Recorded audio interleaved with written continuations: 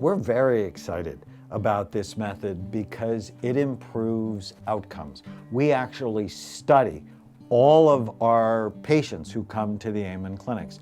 And we tend to see complicated people. On average, our patients have 4.2 diagnoses.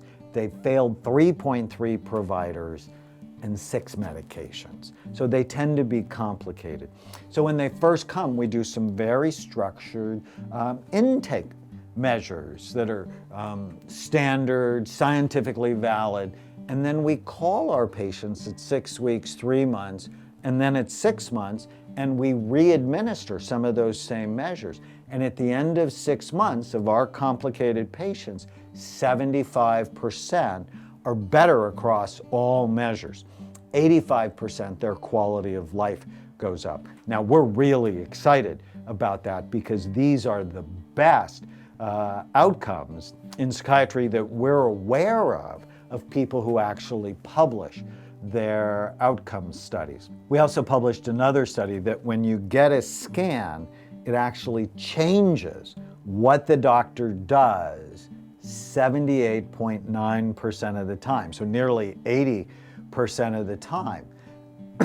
And that's very important. So the method is a detailed history, but also the imaging, because again, how do I know unless I look? So in the study, what we did is we took 109 consecutive charts to the Amen clinics. We took all the imaging data out of the charts. So we had the detailed histories, something called a mental status exam. So how do you look? How do you present? And we gave that to 7 board-certified psychiatrists. And we asked them, so what would be the diagnosis and the treatment plan? Because that's how most psychiatrists diagnose and treat patients today. And they wrote it down on specific forms. And then we gave them the imaging data.